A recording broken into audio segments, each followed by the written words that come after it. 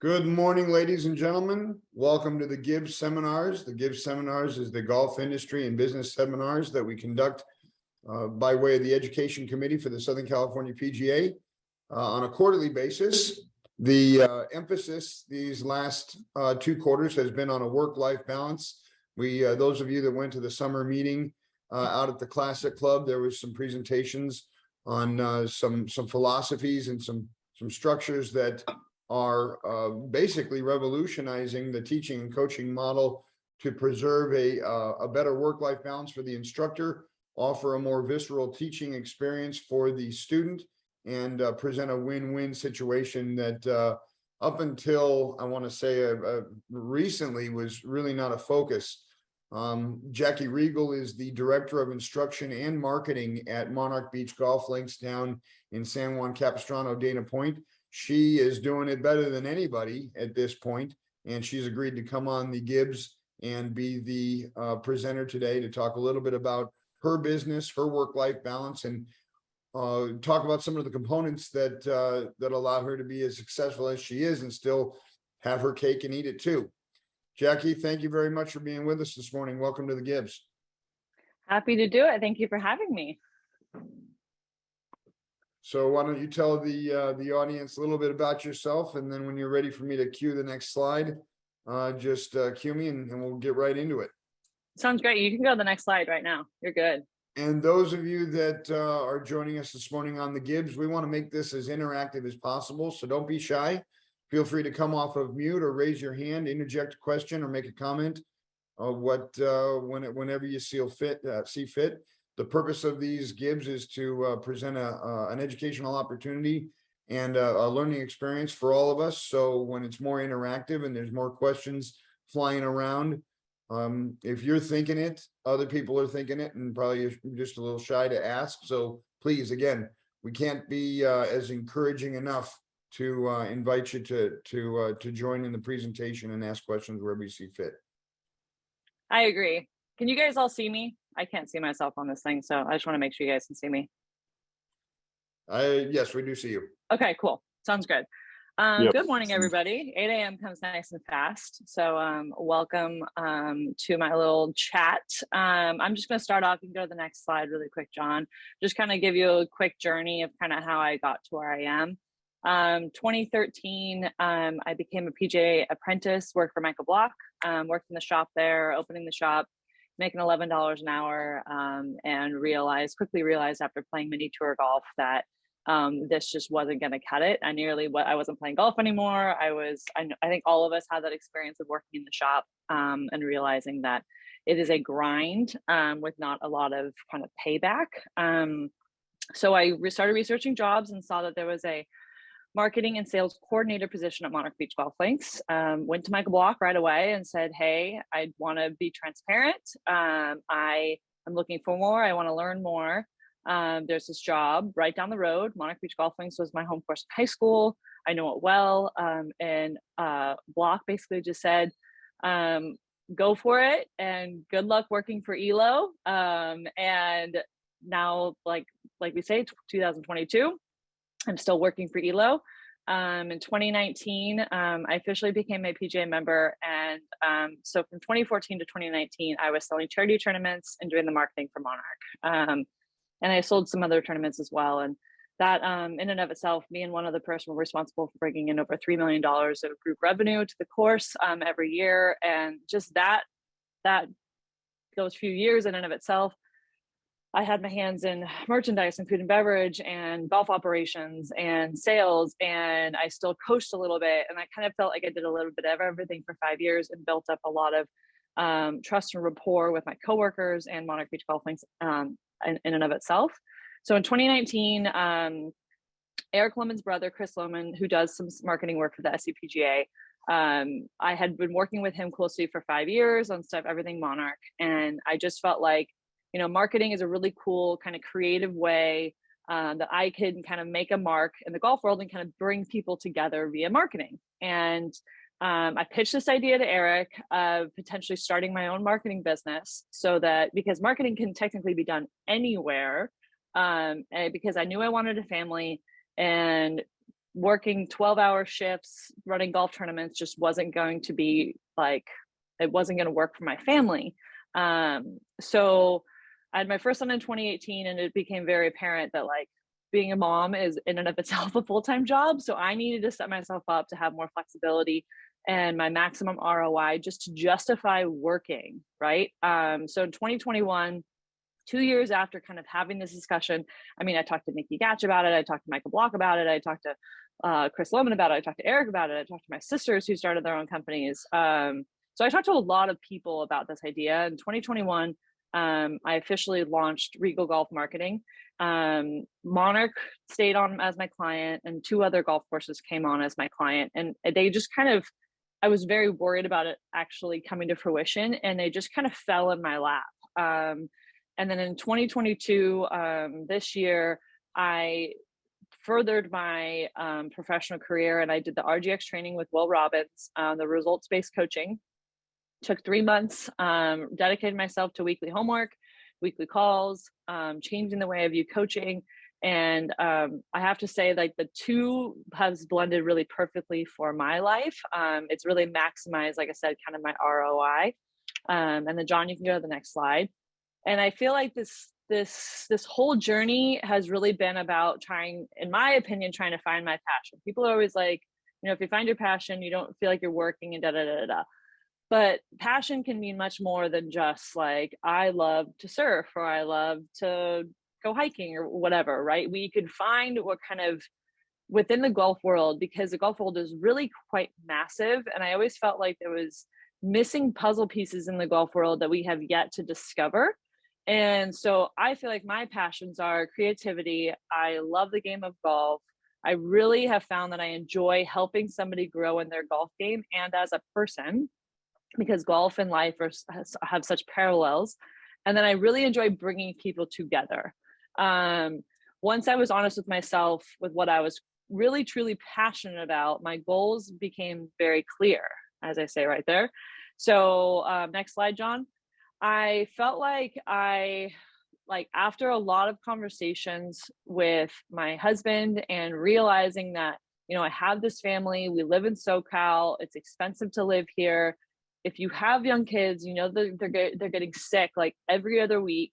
And I quickly realized that coaching 5 days a week was just not, it wasn't sustainable, because one of us either had to stay home with a sick kid or like something just comes up. Like, I just feel like you can never really count on, like, we always joke around as parents that like plans are never solidified until you're physically there. And then even from there, they might change, right?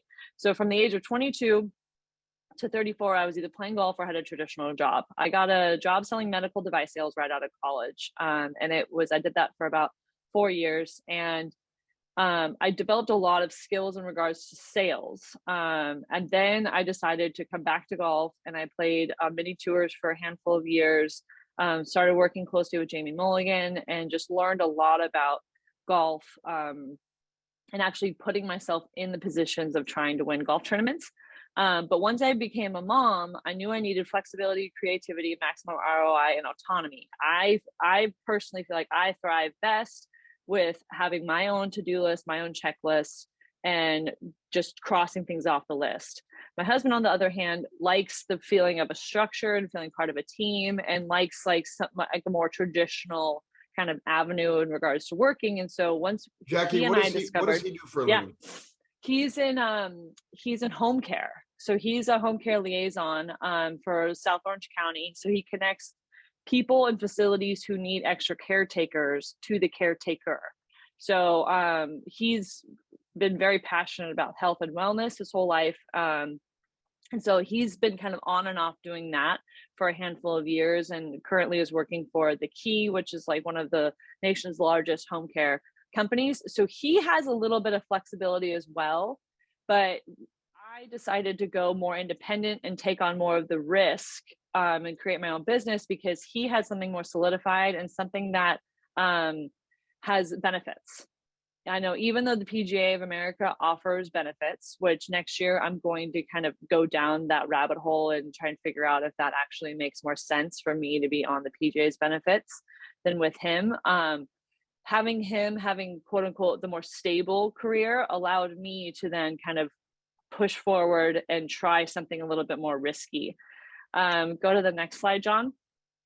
So it's a process, right? Like when I started in the PGA back in 2013, I literally never thought that I would be here in 2022. And I have no idea where I'm going to be in the next 10 years.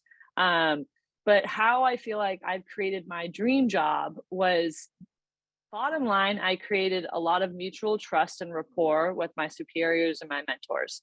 I cannot credit Eric Lohman enough for all of the conversations I've cornered him in and have pitched him ideas. And he's always been very honest with me. And I appreciate the fact that he's always created a space for he and I to have conversations about my future. You know, it's like, I feel like as an employee, sometimes you get very nervous about telling your boss you're thinking of having a career change or a job change. But I feel like real bosses understand you're not going to be in that position forever. And their job is to get you further progressed in your career. And having somebody that you can have these honest conversations with is imperative, right? But like, I can't stress enough that I spent 5 years building up trust with him that he would give me tasks and I would do them, right? Between running golf tournaments and all of our marketing initiatives, budgets, all that stuff, right? He and I created a mutual level of trust and respect. And I think that's really what gave me the ability to launch. I mean, we just drove to the LA tournament together. We brainstormed a lot on the car ride. And, you know, I was just venting to him about like just how hard it is being a mom and trying to raise these babies in this industry. And let me get my dog in here. Bunker, come on. Sorry.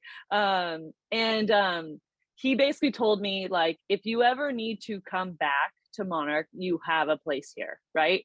So that kind of leads down the list of, you know, I discussed the ideal partnership relationship with my husband for our family, and flexibility for me was going to be number one, because he needed to just focus on his career.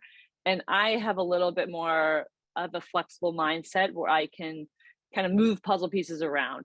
I asked a lot of questions. I consulted people I trust and respect, like I mentioned on here, Nikki Gatch, Michael Block, Eric Lohman, my coworkers, my sisters, my family. I looked for ways to make my mark. I realized that this kind of marketing position never really existed. There's people who do marketing services for golf courses, but I wanted to pitch myself as doing like the busy work that the golf professional kind of gets thrown on their plate that they don't enjoy doing, that I'm very efficient at, that I enjoy. And I wanted to feel like as a PGA professional, like I could easily come in and be part of your team. And there's plenty of other ways in the golf world that you can kind of create something like this, right? Like, because it didn't exist didn't mean that it shouldn't exist. So you are Jackie, you are employed by Monarch Beach. They do compensate you? Yeah, so Monarch Beach, I stayed on as a W-2. So I went from salary to hourly, and we kind of worked out this retainer kind of fee for me to do my marketing. Keep track of hours, submit the hours, get paid W-2 through Monarch. And then last year I created a tax identification number. So not a proper LLC, because I'm just one person. I didn't need to be a limited liability corporation. I created a tax number for businesses to 1099 me. So I essentially send them an invoice for my marketing services, a contract, a negotiated price, 30-day terms, very simple. I wanted it to be very beneficial for both of us. And I didn't want them to feel like, I didn't want either of us to really feel like trapped. And I wanted it to be like a easy budget line for them, right? So the golf courses, other than Monarch, I invoice, and then Monarch, I receive a W-2. So prior to that, you were one of the assistant professionals?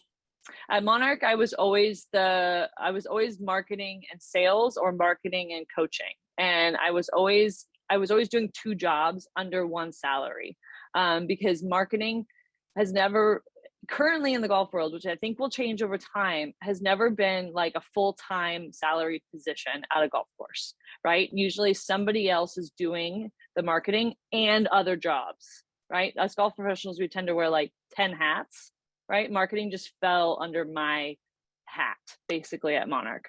And that was a conversation I had with Eric of, hey, if you're never going to pay me a full-time salary to do marketing, even though marketing industry and marketing positions in other industries make between $75 and $250 an hour, the golf world isn't there yet. So how do I actually make that kind of money, but the golf world isn't ready for it yet? Okay, I can do this for multiple golf courses, and kind of get to that money per hour that I was looking for, because it really isn't at this time a full-time job. It's like a 2 to 3 day a week job, or 1 day a week, depending on how busy the golf course is. So it's working out quite well for me as of right now, right? Obviously I'm doing this talk. But like, I can't stress enough, like I didn't burn any bridges. I was very honest and open with everybody in my kind of network of people, of my ideas and my visions. And I treated each day just like a new day, just to check one thing off the list, because it is pretty monumental trying to think about leaping and trying to start a new career and creating a business. And sidebar, my sister and I started a kids hat company. So like, there's a lot of things I'm passionate about, but if I just treated every day like I'm just checking one thing off the list, here I am years later, kind of still checking things off the list, but have progressed further in my personal career.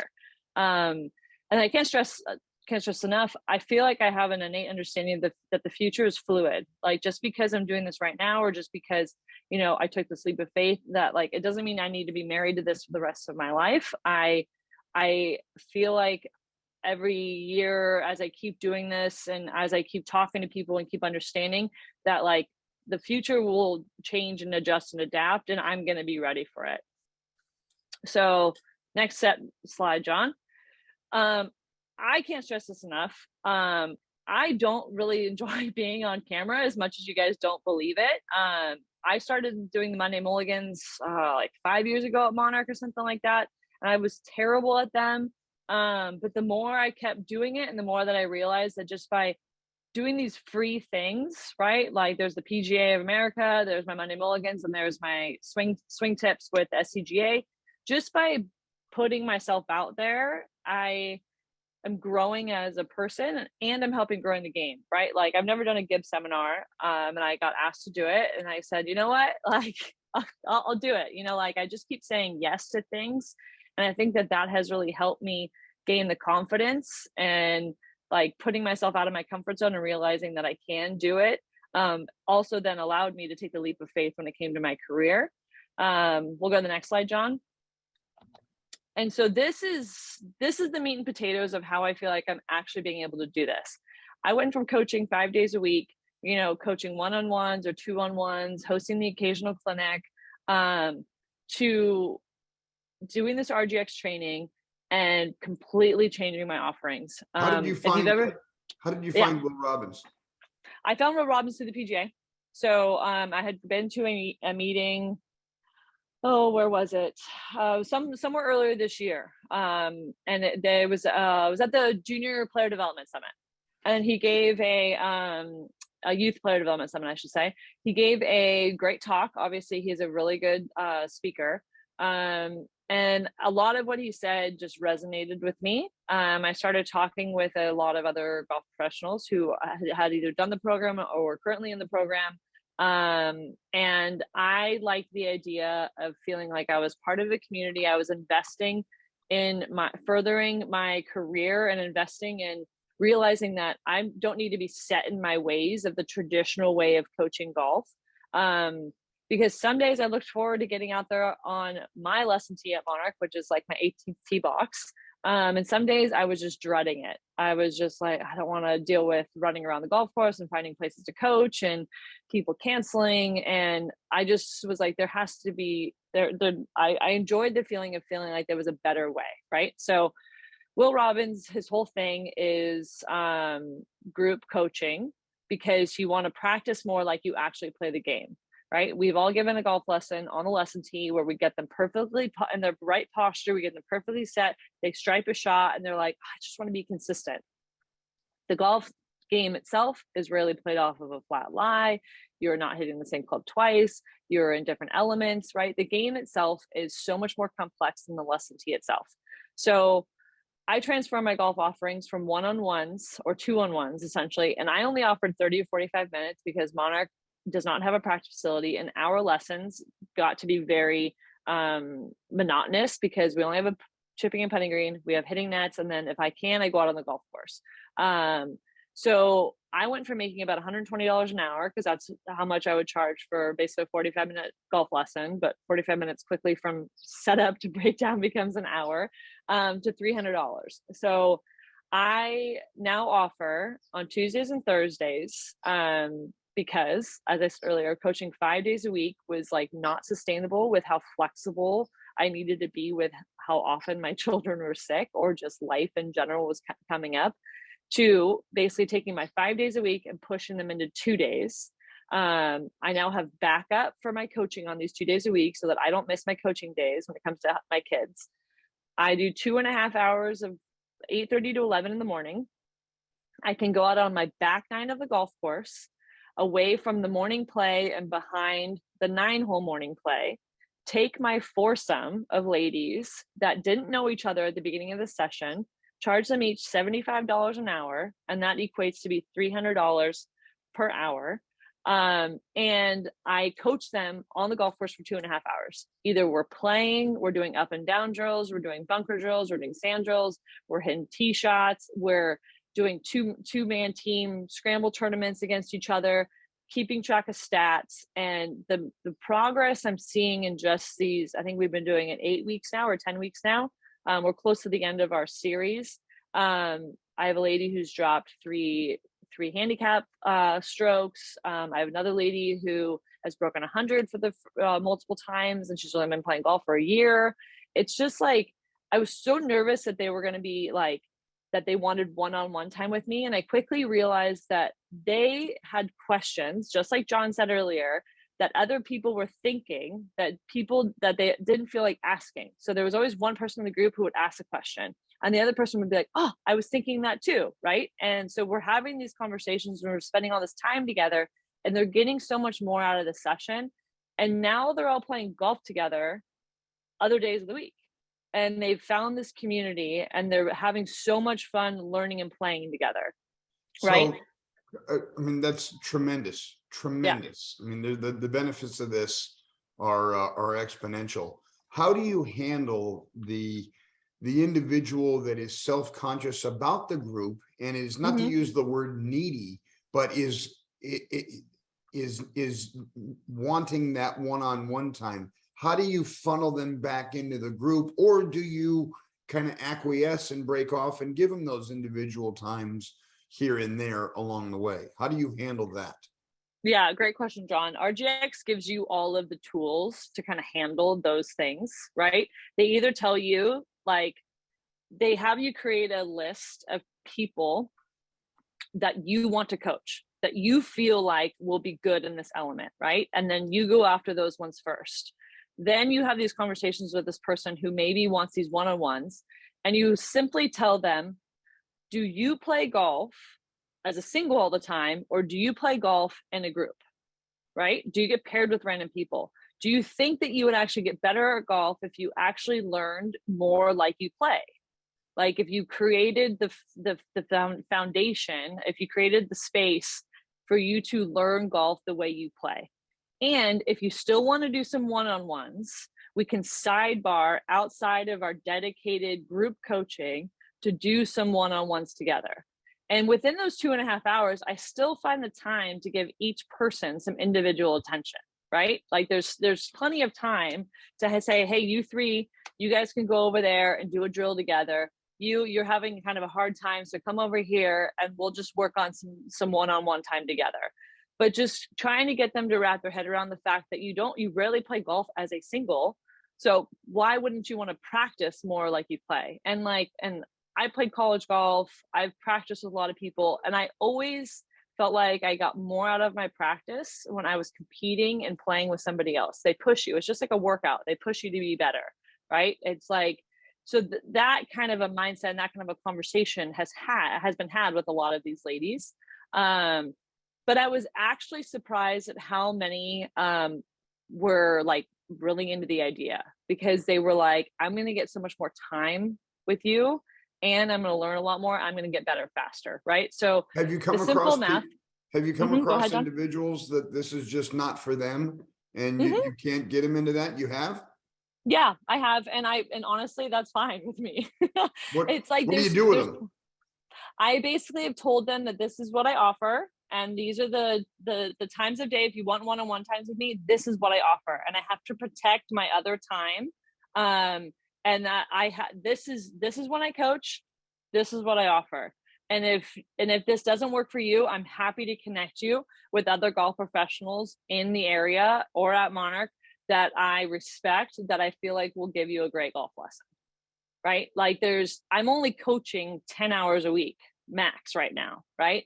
There's only so many people I can coach. And there's plenty of people in our industry who need coaching, right? So I just had this email with somebody yesterday where I politely basically told them that they couldn't make it to 2 of my clinics. It was clearly stated that I have these makeup times when you can come, and if you can't come to them, there's no prorated and there's no other times I can do it. You can book a golf lesson with me, or you can come to this clinic in the future. This is the time that I've dedicated. Will was very interesting in the fact that he goes, we are one of the only industries that feels like we need to if you're going to go get a physical therapy appointment, it is at this time, it's at this place, and if you miss it, sorry, right? And we are the experts in our industry, and we know how to get them better.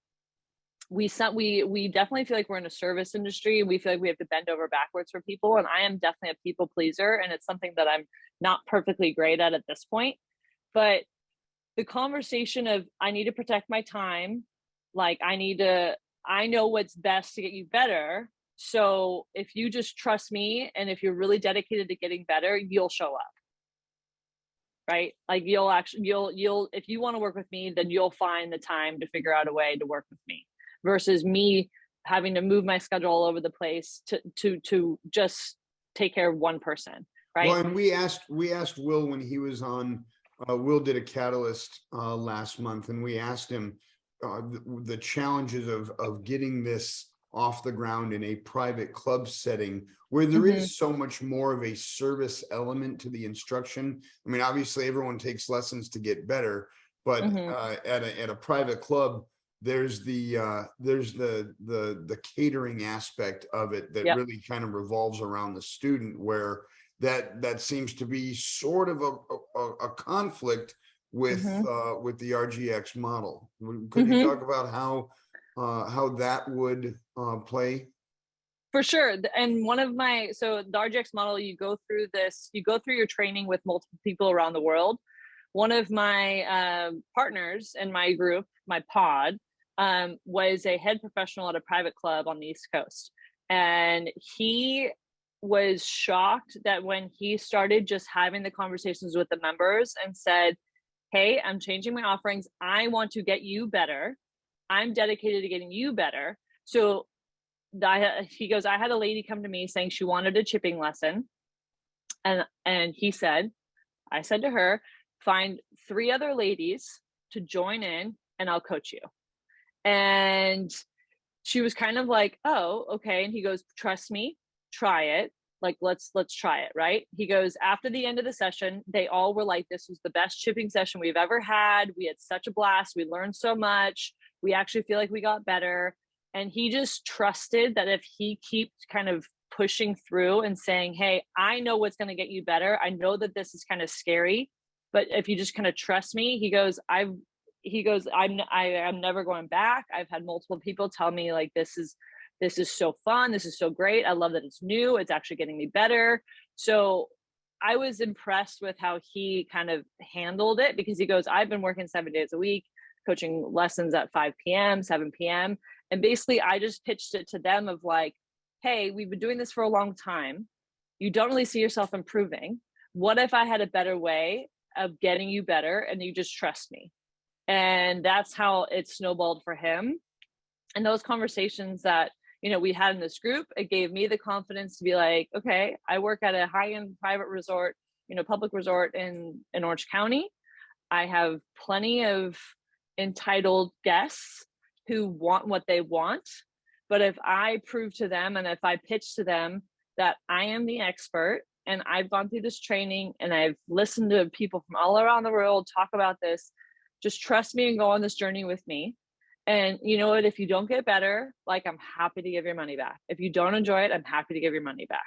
Right. Like, and it's definitely a personal journey of like, this is what works for me. Like, RGX has a framework, but the framework has, you can move that for you, right? You can adjust that for you. But they've done a really good job of like the conversation I just had with you of like, hey, trust me, I'm the expert. I want to get you better. And what we've been doing hasn't seemed to be working. That vernacular and that kind of language kind of came from the RGX, just conversating with these fellow people who have been through it, who are from all different types of golf courses, right? There's this whole community within the RGX of, if you come across something like a hurdle that you just mentioned, there's a community of people who are ready to help you, get through it, right? So the math, quick and simple. I'm sure you guys have all read it at this point, but I only offer 4 one-on-one lessons each week. I coach 7 hours of group coaching, 2.5 hours on Tuesdays and Thursdays, and then I coach 2 1-hour clinics in the evenings from 4 to 5, and those are our Get Golf Ready series. The days where I coach 5 hours, 2.5 hours, a couple hour one-on-ones, and then a lesson in the evening, I average about a gross of $1,175 for the day, right? Monarch gets their cut, I get my cut, pay my taxes out of that, etc. But the way that it breaks down is basically that money that I'm making in one day, just being more efficient with my time and coaching more people together. I'm making just as much as I was in like 3 days of work. And I just can't stress this enough. I'm so stoked on how much my students are learning from each other. And the fact that I have more time with me, I actually feel like I can kind of get more into like the meat and potatoes of coaching and learning the game of golf versus being very sensitive with how much I talk about in just 45 minutes.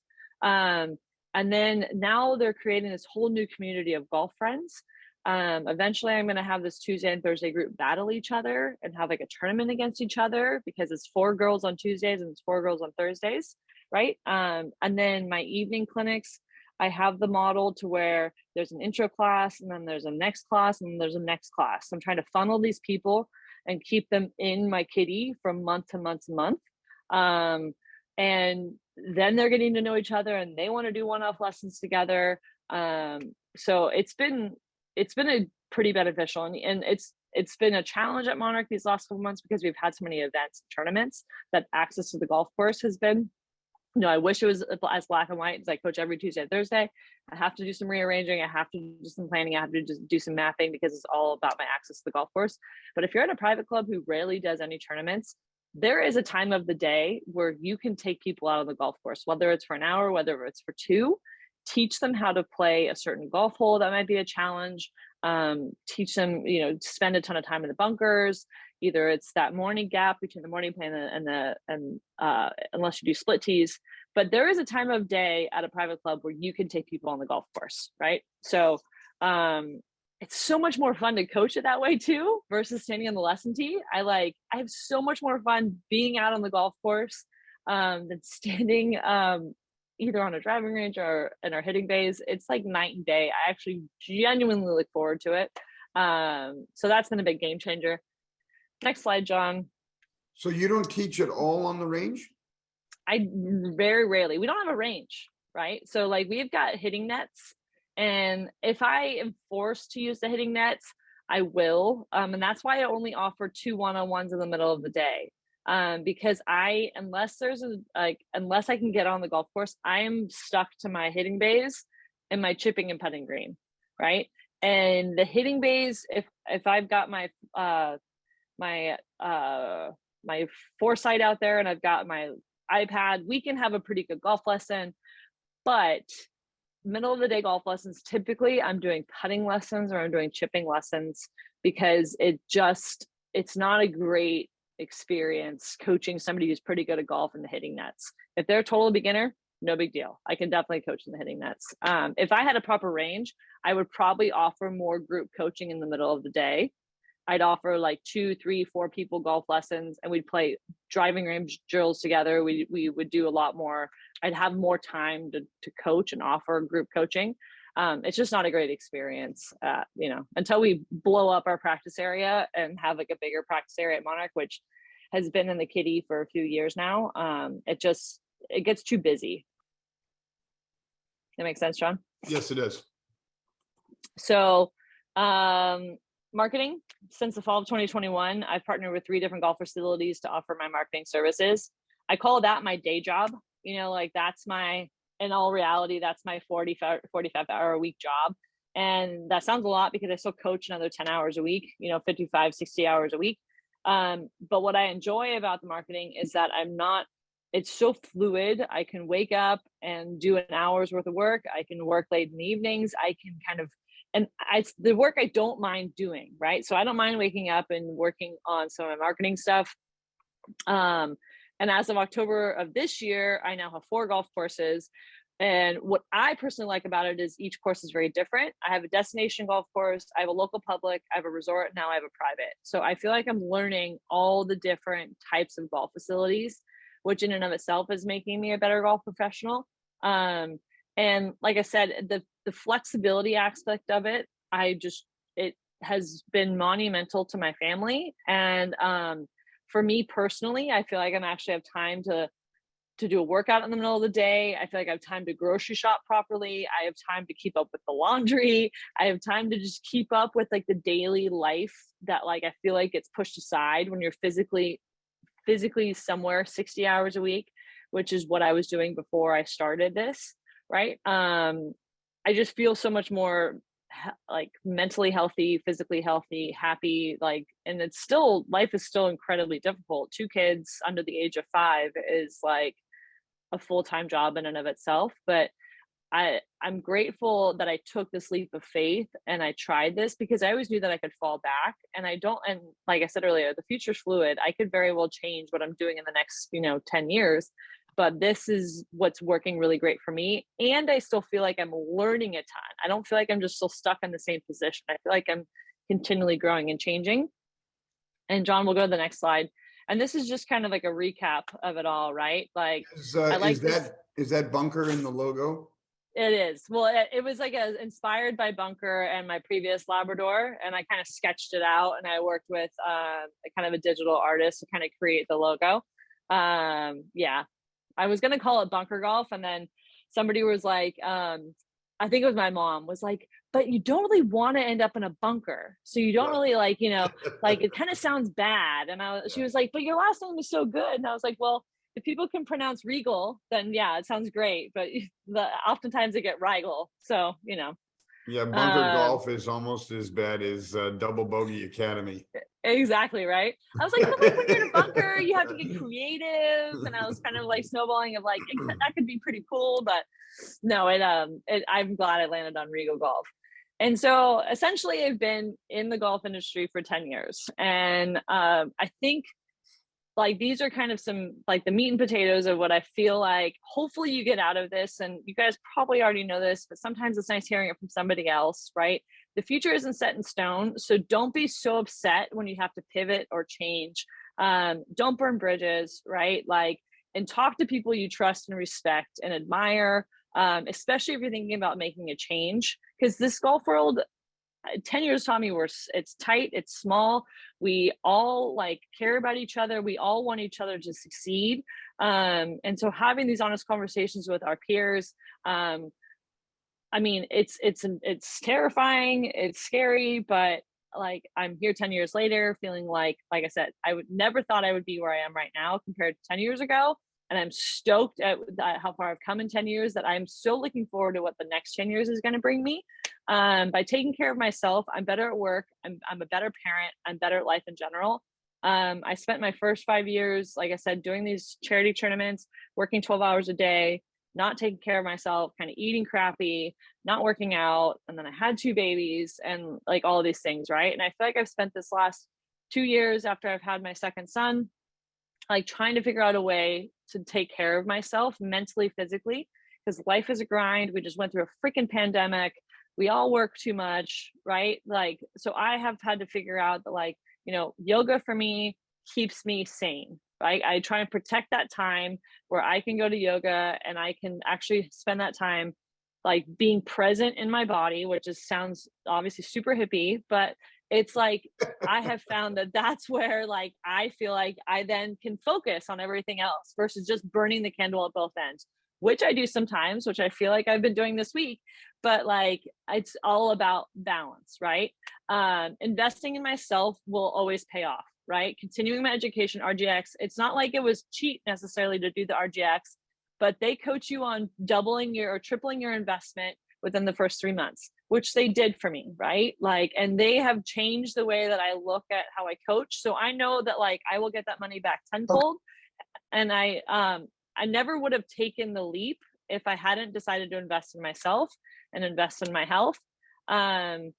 Taking calculated chances, in my opinion, has paid off, and allowing myself to dream and finding the space. I'm in a position I truly enjoy. Without leaps of imagination or dreaming, we lose the excitement of possibilities. Dreaming, after all, is a form of planning. And I like that quote because I am a planner. I have lists, I have checklists, I plan.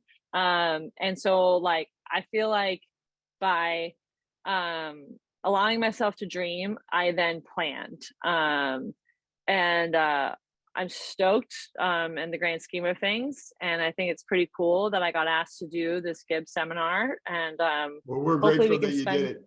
It's yeah, interesting that you talk about there's still weeks where you do burn the candle at both ends, and because you're doing this the RGX, you went through the RGX training.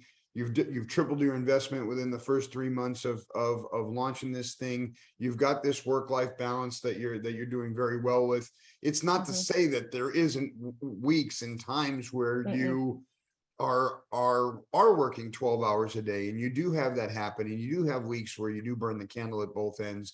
And it's like the work-life balance, it seems it's never going to be, it's like a teeter-totter. The teeter-totter is never going to be perfectly flat all the time. It's going to go up and down based on what you're doing. And like any successful small business owner or any successful business owner, you've got to own it for it to be a success. And you certainly do that. And during those times, you do inadvertently burn the candle at both ends on your journey through this. There's no question.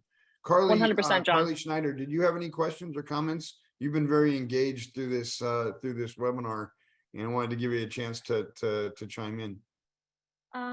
Yeah, I mean, everything she said kind of resonates with where I'm trying to transition with my professional career. So it's been very helpful to hear another perspective of someone who's, a few steps ahead. I would say it'll be interesting to see the challenge of where I see this implemented amongst the range of students I have, with whether it's male, female, juniors. I see that there's a tendency that maybe this works for maybe a junior, maybe a female group. It'll be interesting to see how it works with men. Have you implemented that with any of your male students? Yeah, so I primarily do work with women and juniors, but this question came up in my RGX training, right? And I pitched this to a gentleman who is another director of instruction at another place. And with males, and Blake Jurgis at Coto de Casa would be a good one to talk with because he primarily works with men. If you pitch it as more of a competition and more of a way that like, okay, at the end of like these couple weeks, we're going to have like a winner, right? Like that's how he's been able to implement it more. Women are more about like, let's have community, let's learn a couple things. And then like, for some reason, right, guys, a little bit more competitive. If you pitch it as more of, hey, like, do you actually want to get better? Do we want to keep track of stats? Do you want to compete against each other? Just like, the top golf professionals in the world. They play games against each other, right? If you actually want to get better, come on this journey with me for like a couple months. Let's just see what happens, right? And they can pick and choose the people they play with, right? If you want to say, hey, Blake, bring your buddy John, and Mike, bring your buddy Tom, and let's get together and you guys can be a team and let's battle each other. Let's see what happens, right? And it's not to say like they have in the RGX, they have a model where you can offer group coaching to some people and you can still do your one-on-ones, right? You don't have to just completely go full into group coaching. So I challenge, like, if you work with truly all all of those different groups of people, you can even battle the juniors against the women or the juniors against the men. Like it's unlimited possibilities of ways that you can kind of engage this group. And you'll be surprised, I think, like at how into it they all get and like how they actually feel like they're getting better because they're just playing more, like, they're practicing more like they play. Carly, what facility are you at? I'm down in Mexico. I'm at Cabo Oh, Del I know. Oh, yeah. Yeah. And so it's interesting. So I'm the director of instruction at both facilities. We have a private, very exclusive golf course with a lot of beginners, a lot of corporate business people who really have never played golf seriously and are just starting to learn. So I'm trying to build some programs kind of like this, where I bring more of the members who are joining together. So this format would be great. But then I also have the public course, which will be resort private eventually, with maybe about 4 to 8 resorts that'll come on property. So trying to work with my team on how to, make sure that they're running their operational hours effectively, but then maybe some time for them to make money, where I can guide them. So I can kind of see how I could help them build their lesson book with, resort play coming in and saying, hey, we only book 4 lessons, a day. You can sign up for these times. And that way they're building their, salaries up a little bit and then not having to worry about filling that time or having people not show up, because that's another thing we find too, is people will cancel. But if you have a group setting, it's a little bit more, I have to show up because I signed up for this class, or I have a deposit in there. So I'm kind of, now the wheels are turning. Yeah. This is super helpful. Carly, you're spot on. You're spot. That's exactly what I would tell them to do, is like, they have these time slots, during the week that they are dedicated. They're going to be on the driving range and they're going to have some drills and all these different stations set up, and people can come and practice and play together. And you can even do leagues, right? Like you can do like a putting league, and we meet once a week on the putting green and we practice for 2 hours, and then you're going to return in a scorecard by the end of the week. And we're going to see who loses the most amount of 3 putts in the month, like the biggest loser challenge, right? Like there's ways that like they can protect their time, right? And like, and engage and bring people together. I think people are sometimes very like, they're nervous about like being in a group setting, but after like the hour, everybody's like best friends, right? Like, and so it's like, if you can create that environment where the golf professional is welcoming enough and they're open enough and they're asking everybody, what their name is, what their golf background is, and they're creating an environment where people can ask questions and like look stupid and realize that like golf is hard. By the end of the session, they're all like good friends. They're getting drinks afterwards and stuff like that. So it's just kind of taking that leap of faith. So you're spot on. I have another question. It just popped in my head. So like I mentioned, I'm trying to come up with some new ideas for this coming year. How did you pitch it with Eric on bringing that many people in for a group lesson? Because for us, if the practice facility is very small, you don't want to have someone teaching on 4 spots, potentially when you have a full golf course, or you're trying to run an operation. How did you kind of go about telling him the reasons behind like this is better than a one-on-one? For sure. Luckily I work for a very progressive boss, right? Who understands. And like, so the pitch is the golf course is going to make more money. They just are, right? They're going to net more because I'm coaching more people. I'm going to make more. You're going to make more. More people are going to be exposed to the property. They are probably going to buy some food and beverage, et cetera, et cetera. So let's work together on trying to find a time that we're both comfortable with, me potentially having 6, people on the putting green together, right? Whether it's anytime after 4 or after 3, when we just find the putting green is not as busy. Maybe it's the weird lull in the middle of the day that sometimes happens. Like, let's find a time to work together to find that space. We oftentimes at Monarch, I'll coach in the late afternoon and I'll shut down the first tee and I'll use the first hole. And we'll send golfers off of 2 because they're not able to play 18 holes anyways because of daylight. So I can then use a golf hole to coach a clinic. So I can get away from the practice area. And we will rotate the 9s. So one hole isn't always getting beat up, and I'm not doing it every day. But like offering that experience, right? The club makes more money, which is like the pitch, right? And then wherever it's always, what are you comfortable with? And where can I coach this that you feel like won't negatively affect? But like typically resort golfers is right. People who are showing up late in the day aren't coming to warm up for like a long period of time, right? They're usually like grabbing a drink. They're like maybe hitting like 5 putts. Maybe they're hitting like 5 balls and they're going. The morning player, the guys that usually come earlier that like warm up before they play. Right. So I can find, like, if I'm doing it later in the day, like I can be doing a rules thing over here or a terminology kind of intro to golf, which I've created this intro to golf where I literally just go through like, what does par mean? Like, how do you keep score? Let's talk about handicap. Let's talk about index, where I'm not even taking a spot on the practice screen, right? I'm like off to the side. And so like half the class will be that. And then half the class will be actually using the practice facility. I mean, it rained on me yesterday for the first time in like California, like history in the middle of my golf lesson. And I had to I brought my clients into the golf shop for the 10 minutes that it rained and was like, this is how you check in for a tee time. And this is how you book a tee time. And this is how you would talk to the golf professionals, so like, I think there's so much to talk about. And there's so many ways that you don't even have to use the practice facility to like give a group lesson. Yeah, so I hope that answered the question, Carly. No, that was helpful. Yeah. Okay, cool. Yeah, you were just there at Monarch, so you saw like how little that area is, right? Yeah. Like if I can figure out a way to do it, like other people can figure out a way to do it. There's always value in information, right? So if someone doesn't know it, I mean, yeah, just giving them a tour of the facility is super helpful. So. Well, fantastic. Really enjoyed that class. Yeah. Thank you very much, Carly. And Jackie, yeah, thanks, Carly. Jackie, on behalf of the Education Committee for the Southern California PGA, thank you so much for coming on and presenting this morning. We know your time is valuable, but again, when it comes to the Will Robbins RGX training, I don't know if there's anybody out there that's doing it better than you're doing it. And congratulations to you and all your successes. Thanks, John.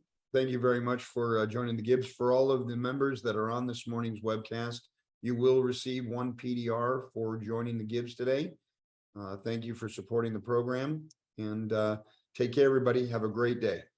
Thank you, guys. You too. See you guys. Thank you.